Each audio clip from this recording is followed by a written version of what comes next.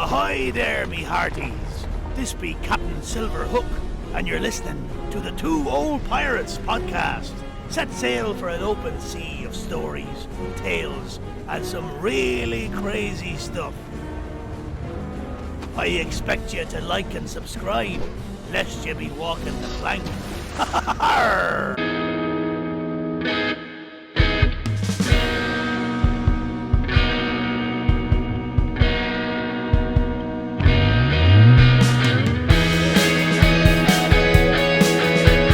Hey, welcome to the Two Old Pirates. This is Eric. This is going to be episode 75. It's going to be titled Figures with the Most Deaths Attributed to Them in History. It's going to be kind of tricky, but try to follow along. Let's go. Coming in at number 6, which when I've talked to people about this person usually comes in at number 1, but he's not at number 1. Coming in at number 6 is Adolf Hitler. Everybody knows about Hitler. There was a world war, and millions of people died. But with the final solution to the Jewish population and what he wanted to do, and then also the others that he killed in concentration camps and death camps and work camps, he is attributed to at least 11 million dead. Of course, you could go into World War II and sit there and say, well, you know, they invaded Russia and different things like that. But they're saying him personally with his plans. So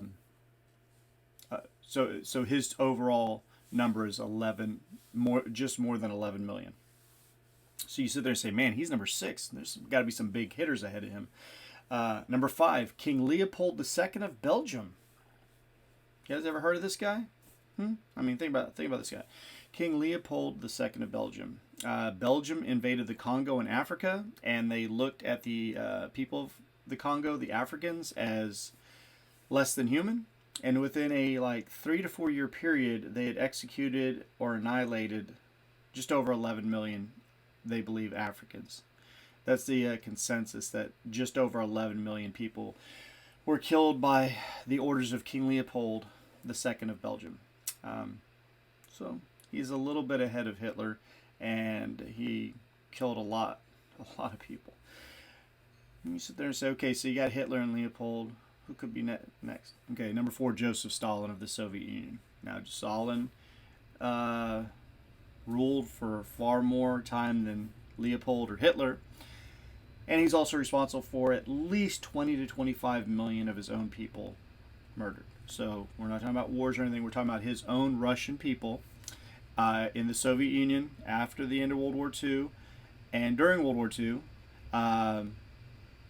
At least 20 to 25 million. That's a bare minimum for him. They say it could be upwards of 60 million.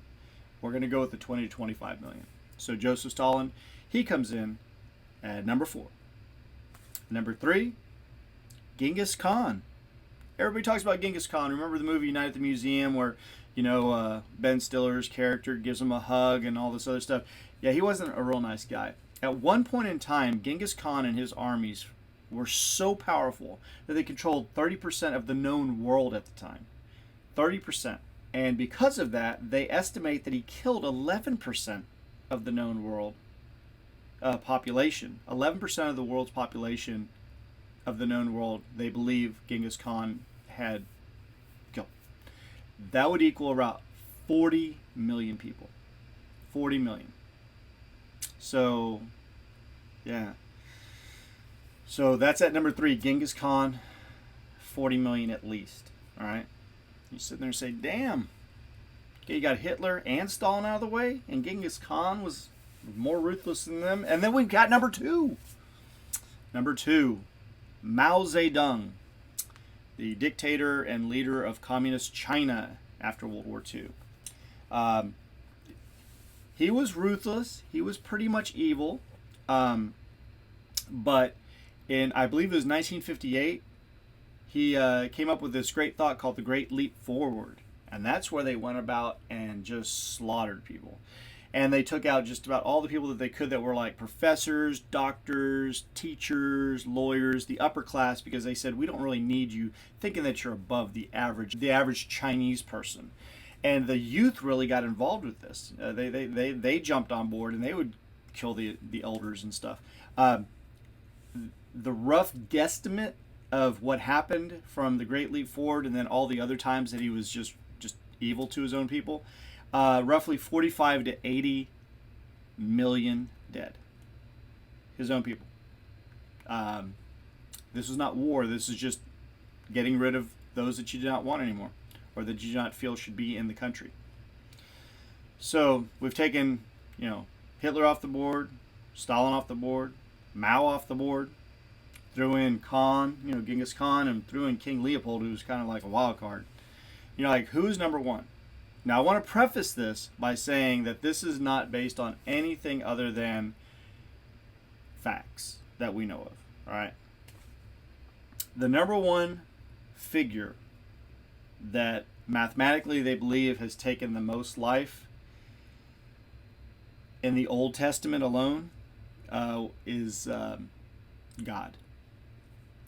The God of the Old Testament was a ruthless, jealous, angry God. That's the only way you can kind of put it. As a person of faith myself, I don't sugar wrap things, and I don't sit there and insulate myself from common sense and thinking. And when you read about, there was over 160 times in the Old Testament where God unleashed mass murder against all different types of people. But to me, the big one, even when I was a little kid, was the Great Flood with Noah and the killing of everything on earth. I mean, every deer, dog, pig, horse, cow, everything. They all died. And then all the people died too. All the humans.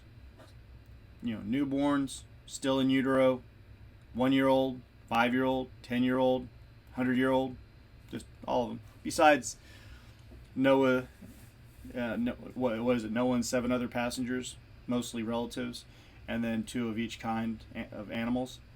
So in the Old Testament, I even as a kid was like, dang, everybody? Like a newborn? He did wrong?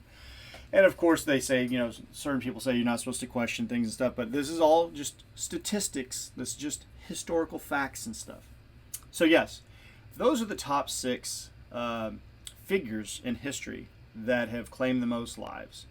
I know that you guys are going Hitler right away. Some of you that like history might have been going towards Stalin.